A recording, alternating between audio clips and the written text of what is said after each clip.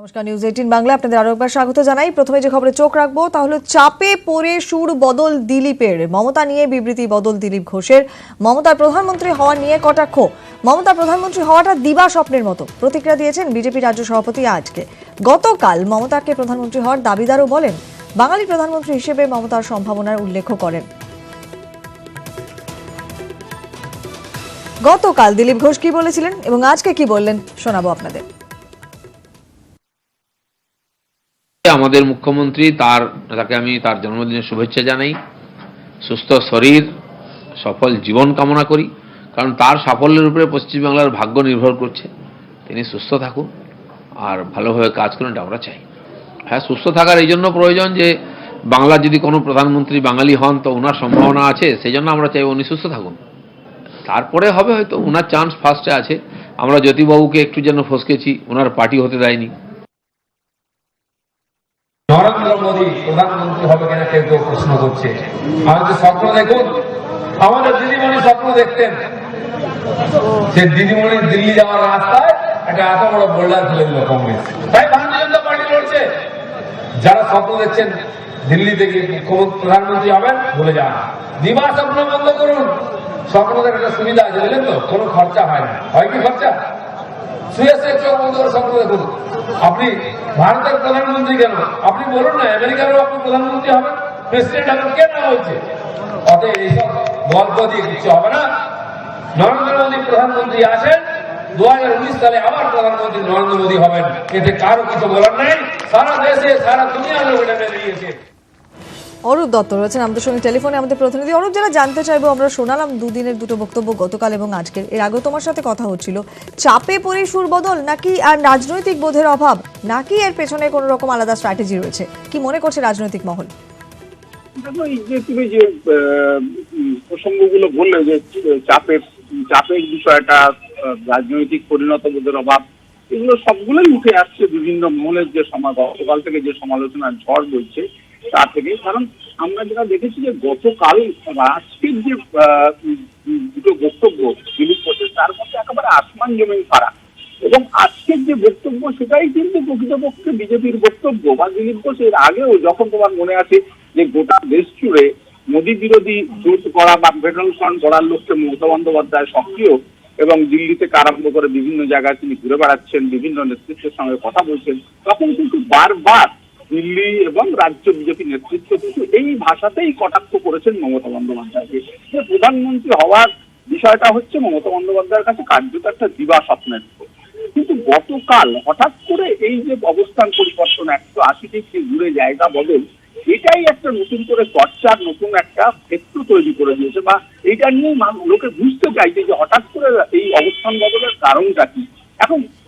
এখন যেটা বিভিন্ন উঠে আসছে যে 5 রাজ্যে বিধানসভা নির্বাচনের যে ফলাফল, সেই ফলাফলের নিশ্চিতভাবে এই রাজ্যে একটা প্রভাব পড়েছে, সেটা তারা স্বীকারই করেছেন। রাজ্যে রথযাত্রা করতে গিয়ে মুখ্যমন্ত্রী পড়েছে বিজেপি, সেখানে রাজ্য নেতৃত্বের উপরে একটা বড় দায় এসে পড়েছে এবং কেন্দ্রীয় নেতৃত্বের সমালোচনা হজম করতে হচ্ছে। পাশাপাশি ব্যক্তিগতভাবে দিলীপ ঘোষ একাধিক আক্রমণের শিকার, একাধিক, এবং সেই যেটা যেমন ধরো একেবারে তার ব্যক্তিগত শিক্ষাগত যোগ্যতাকে চ্যালেঞ্জ করে যে হাইকোর্টে যে মামলা চলছে, সেই মামলার জেরে কিন্তু শেষ পর্যন্ত কমিশনের কাছে রিপোর্ট তলব করেছে হাইকোর্ট, এবং সেটা আগামী 2 সপ্তাহের মধ্যে যেতে হবে। তার পরিণতি কি হবে এসব নিয়ে কিন্তু একটা আশঙ্কা রয়েছে বিজেপির নেতৃত্ব এবং দিলীপ ঘোষ নিজে। ফলে সামগ্রিকভাবে এই পরিস্থিতির মধ্যে হঠাৎ করে এই আগ বাড়িয়ে এই ধরনের শুভেচ্ছা জানানোকে কেন্দ্র করে যে মন্তব্য, যে সুর নরম, সেটা একটা নতুন করে একটা চর্চা বা নতুন করে একটা বিতর্ক তৈরি করেছে বিজেপির মধ্যে। এবং কর্মী সমর্থকরা তারা বুঝতে চাইছেন যে সত্যিই কি দিলীপ ঘোষ তার অবস্থান থেকে পরিবর্তন করেছেন, না তার রাজনৈতিক পরিণত বোধের অভাবের জায়গা থেকে তিনি অর্থাৎ ইচ্ছাকৃত ভাবে বললেন, না অনিচ্ছাকৃত ভাবে বললেন। এই বিষয়টাই কিন্তু একটা চর্চার বিষয়। অনেক ধন্যবাদ অরূপ। আর এ নিয়ে আমরা কথা বলেছিলাম দুই বিশিষ্ট রাজনৈতিক বিশ্লেষক বিশ্বনাথ চক্রবর্তী এবং শিবাজি প্রতিম বসুর সঙ্গে। শুনবো তাদের প্রতিক্রিয়া। দেখুন, খুব পরিষ্কার করে বলতে গেলে দিলীপ ঘোষ রাজ্য বিজেপি সভাপতি হওয়ার পর নানা বিতর্কিত মন্তব্য করেছেন, সেই মন্তব্য কখনো তার থেকে সরে গেছেন। গতকালও এই প্রশ্নটা কিন্তু দলের মধ্যে দলের বাইরে প্রশ্ন উঠেছিল যে বিরোধী দলের যিনি প্রধান নেতা বিজেপি রাজ্য সভাপতি, তিনি কি করে এই ধরনের একটা স্টেটমেন্ট করতে পারেন, সেটা দলের মধ্যে খুব ক্ষোভ বিক্ষোভ হয়েছে। দিল্লির থেকেও, আমার কাছে যা খবর, দিল্লির থেকেও ভীষণ চাপ এসছে ওনার উপরে, এবং প্রধানমন্ত্রীর দপ্তর মানে প্রধানমন্ত্রীর ঘনিষ্ঠ যারা নেতৃত্ব বিজেপি, তারাও পর্যন্ত দিলীপ বাবুকে চাপ দিয়েছেন। তার দলের প্রধানমন্ত্রী, তার দল দেশ চালাচ্ছে, তিনি সেই প্রধানমন্ত্রীকে রিপ্লেসমেন্টের কথা কার্যত কালকে বললেন, মমতা বন্দ্যোপাধ্যায়কে প্রধানমন্ত্রী হিসেবে দেখতে চান বলে। দেখুন, পরিকল্পিত হলে প্রধানমন্ত্রীর মানে অফিস থেকে বা বিভিন্ন তার মানে অমিত শাহ অফিস থেকে একের পর এক নেতা, এমনকি আমার কাছে যতটুকু খবর, তাকে রিপ্লেসমেন্ট নিয়েও ভাবছে। ফলে সেখান থেকে আপনি বুঝতেই পারছেন রাজ্য বিজেপি সভাপতি কি ধরনের চাপের মধ্যে আছে। চাপের মধ্যে থেকে আজকে ওই ধরনের মন্তব্য, তাকে মানে মন্তব্য ফিরিয়ে নিতে হয়েছে। এই কথা উঠছে নানা জায়গা থেকে, কারণ আমরা 2019টা কি হবে তো কেউ জানি না। তো ন্যাচারালি অনেকগুলি সম্ভাবনার মধ্যে এই সম্ভাবনার কথা উঠছে।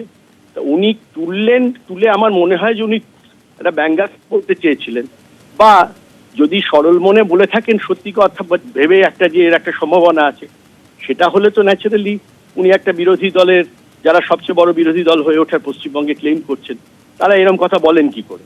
তো সুতরাং পরের দিনই ওকে বক্তব্যটা চেঞ্জ করতে হলো। পরিকল্পিতভাবে করা বলে মনে হয় না, পরিপক্কতার অভাব এটাই মনে হয়।